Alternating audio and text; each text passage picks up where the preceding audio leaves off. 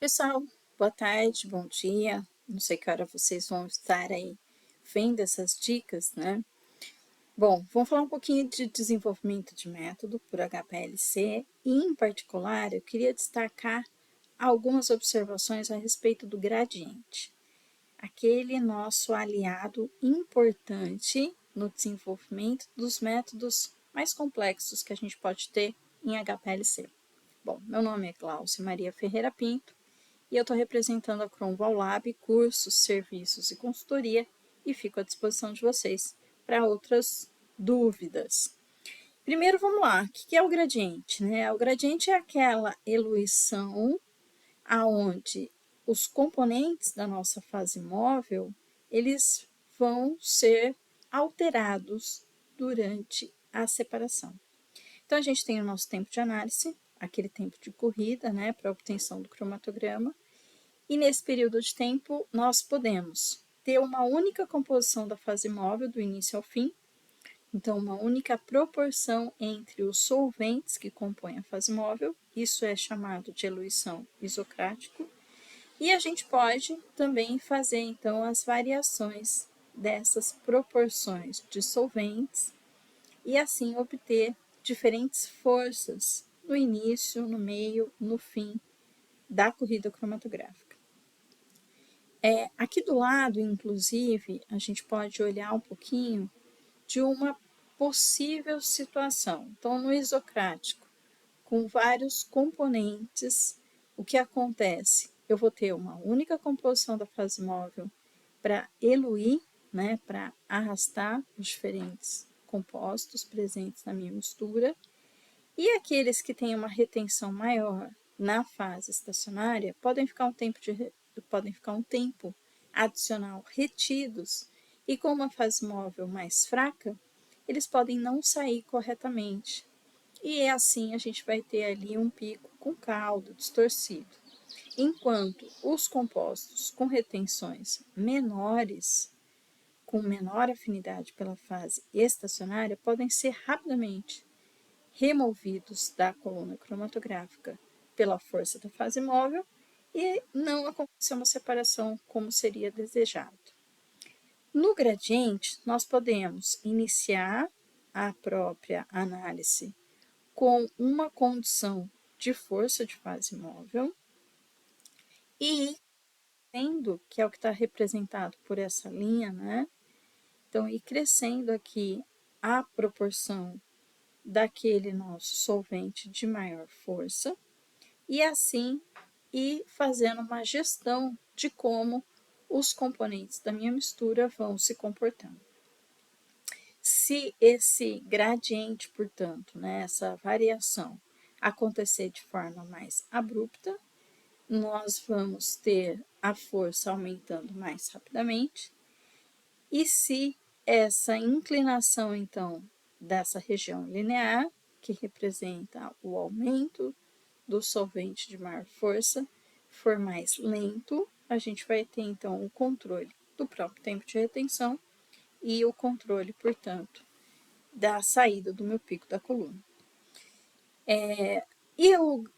Essas variações, elas podem ser intercaladas com etapas de tempo, né, de espera, numa proporção definida.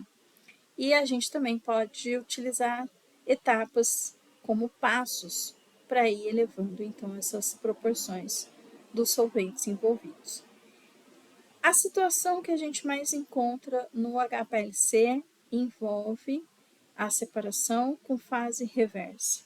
Então, quando a gente fala de força no próprio, na própria constituição da fase móvel, a gente em geral está se referindo ao aumento do meu solvente mais orgânico em detrimento à redução da composição aquosa da fase móvel. Isto é, no gradiente, se a gente quiser deixar a fase móvel mais forte, o que vamos fazer é aumentar a proporção, então, de acetonitrila ou de metanol que compõe a fase móvel. Tá certo? Bom, com a eluição isocrática, a gente pode ter analitos que ficam muito tempo retidos e por isso vão sair com cauda, vão sair distorcidos, E além disso, se nós não tivermos analitos que dentro daquele espaço de tempo conveniente para a análise, eles se comportam de maneiras diferentes e, portanto, eles vão ter agrupamentos diferentes, a gente não vai encontrar uma mistura única de fase móvel com uma força adequada para separar todos os constituintes. Por isso que o gradiente vai ser bastante proveitoso, principalmente nas misturas mais complexas. Quando a gente está fazendo uma análise de impurezas, quando nós estamos, então, com componentes que têm diferentes polaridades dentro da mesma mistura, quando nós temos algumas situações de picos com caudas por conta de interações secundárias, o gradiente pode ser bastante interessante. Aqui do lado tem um exemplo, então nessa representação, o isocrático correu em 60-40, né? Quer dizer, 40-60, e o que a gente pode perceber é que esses primeiros picos presentes, eles não se pararam, enquanto que há uma separação um pouco excessiva desses outros constituintes. Isso em 20 minutos. Com o gradiente, nós iniciamos com uma proporção de 50-50 em relação à água e acetonitrila, e depois, então, essa proporção foi elevada. Aqui, no caso, a acetonitrila de 50 para 80, enquanto a água reduziu de 50 para 20, e nos mesmos 20 minutos, a gente teve uma separação completa de todos os constituintes de uma maneira bastante conveniente. E dá para observar que o tempo total da análise, inclusive, pode ser reduzido, tá bom? Então, né, a representação aqui, né, é de fato o que a gente, em geral, vai estar observando. Vamos ver aqui de novo, né, o videozinho.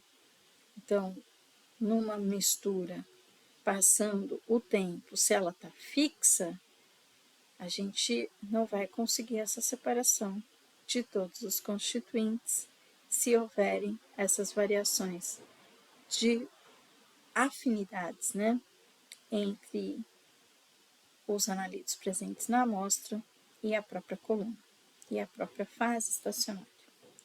Ok? Bom, o gradiente ele pode ter diferentes formatos, inclinações, períodos de espera, pode haver variações de mudança nessas proporções, e a otimização disso, ela, na verdade, vai aí depender de uma série de características.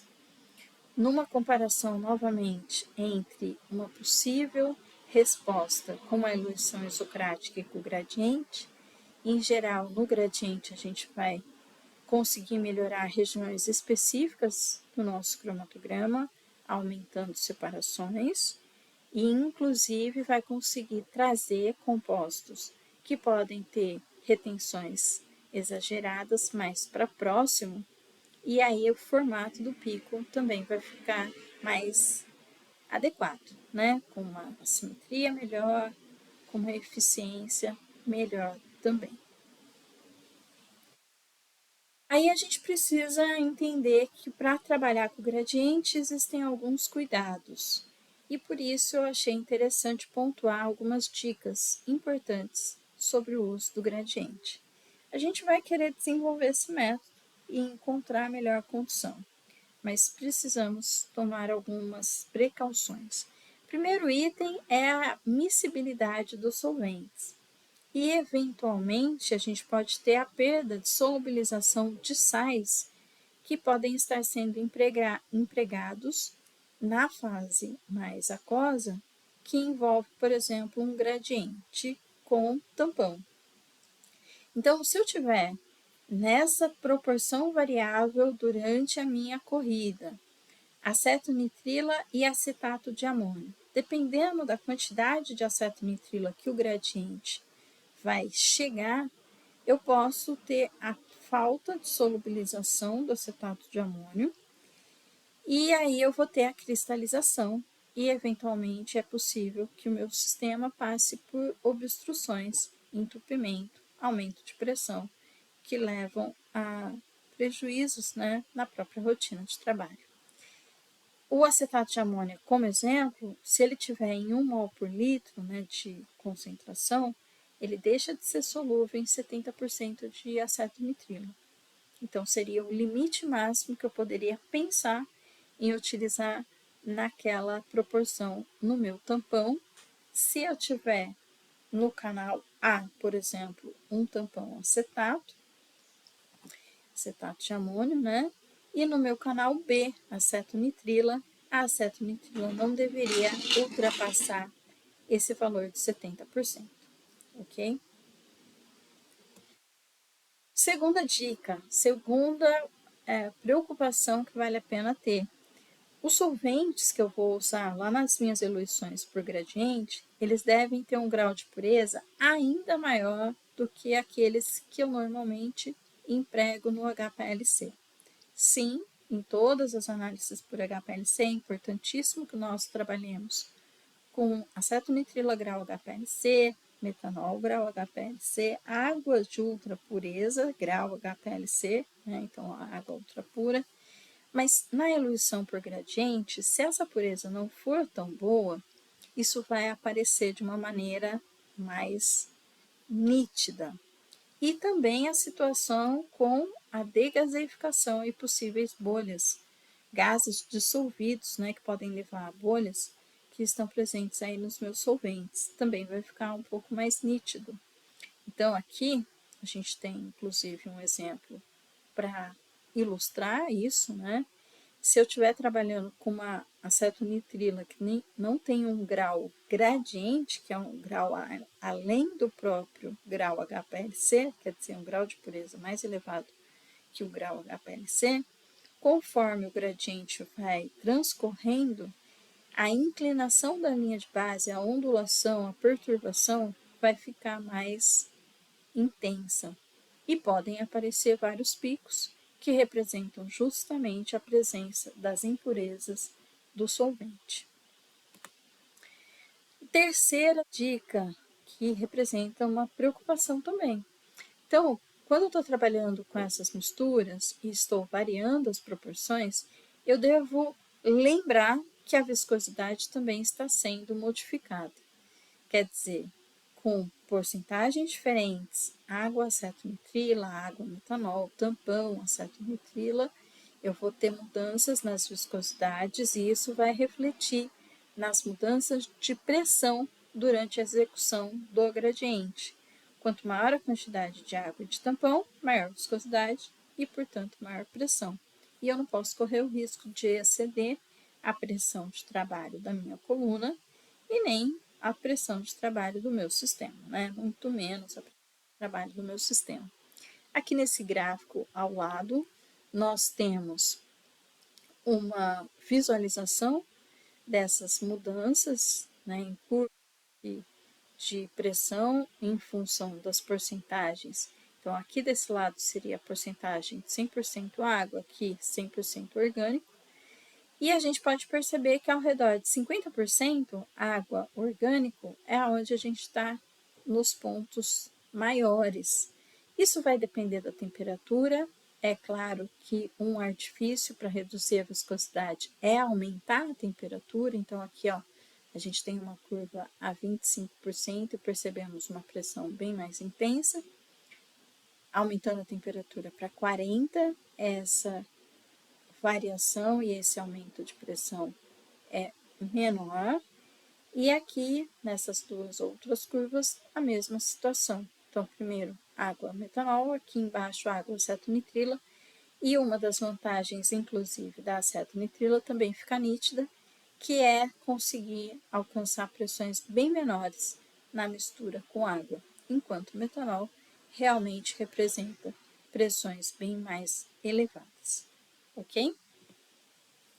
Quarta dica, vamos prestar atenção ao tempo de equilíbrio. Como no gradiente vai acontecer variação na mistura da fase móvel, eu preciso ter a perfeita ideia em relação a como que a próxima corrida vai ser em relação ao equilíbrio da minha composição da fase móvel. Em alguns sistemas, é necessário que exista na própria programação do gradiente a preocupação de incluir um delay time, que pode ser no início ou no final, né? Que é para compensar, inclusive, um tempo de equilíbrio diferente por conta de um dwell time maior no meu próprio equipamento. O que é isso? Bom, aquilo que está sendo colocado no software, ele precisa chegar na coluna. Para que eu tenha um resultado, inclusive, repetitivo entre um gradiente e outro, numa análise sequencial, né, de injeções sequenciais. Só que, se não houver tempo suficiente para que a mistura efetivamente alcance a coluna, terminou o gradiente e estava, vamos supor, em 2080.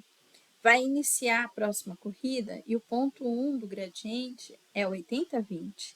Será que deu tempo de equilibrar? Será que vai retornar efetivamente na mesma condição para que a próxima injeção tenha a mesma separação e o mesmo tempo de retenção para todos os picos? Então essa é uma preocupação grande, né, que a gente precisa ter e séria, tá bom? Alguns equipamentos vão ter volumes maiores na câmara de mistura e esse delay time pode ser maior e precisa ser considerado. Se não, em algumas situações, pode ser que a gente não obtenha exatamente o mesmo cromatograma, que é aquele cromatograma que a gente está imaginando. Aqui do lado a gente tem um comparativo, inclusive, da mesma análise sendo feita em diferentes equipamentos. E dá para perceber que o resultado não é exatamente o mesmo, e isso acontece principalmente por conta de estar rodando o gradiente sem fazer o ajuste no delay time, porque esses equipamentos têm, de fato, volumes, né, que são diferentes e precisaria, então, desse ajuste de tempo no gradiente para que o resultado seja o mesmo, ok? Bom, quinta dica: as impurezas da própria água também podem aparecer e prejudicar a nossa análise. Conforme vai rodando o gradiente, a gente pode iniciar então com uma quantidade maior de água na fase móvel. As possíveis impurezas orgânicas presentes podem ficar eventualmente retidas na coluna cromatográfica. A gente sabe, né, que é necessário que exista aí uma fase móvel para remover alguns compostos de maior afinidade pela fase estacionária.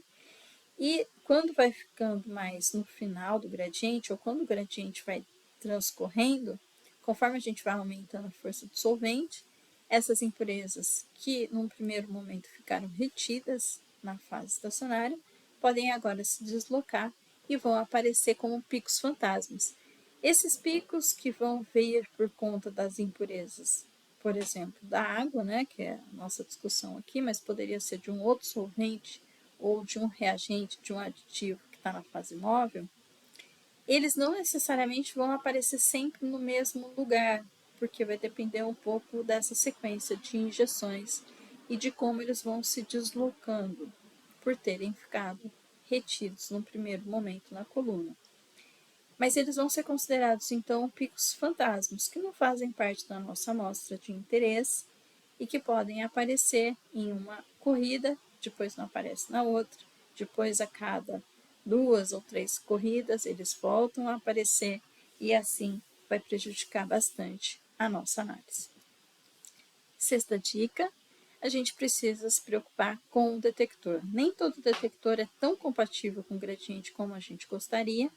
O principal exemplo, é claro, é o detector de índice de refração, porque a gente sabe que ele vai ter uma mudança por conta da composição da fase móvel, então se essa mudança está acontecendo durante a corrida, isso vai ser complicado. No light scattering, a gente também pode ter algumas variações, porque é necessário evaporar a fase móvel para ter resultados resultados corretos, né, ali da detectabilidade, e a fase móvel também pode ter uma influência maior. E uma outra situação é a própria variação no comprimento de onda que está sendo empregado em detectores UV.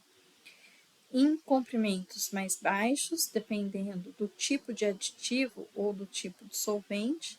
Se esses aditivos e solventes forem mais absorvedores nos comprimentos que estão sendo praticados, a gente vai ter inclinações e mudanças mais nítidas de acordo com a alteração feita no próprio gradiente.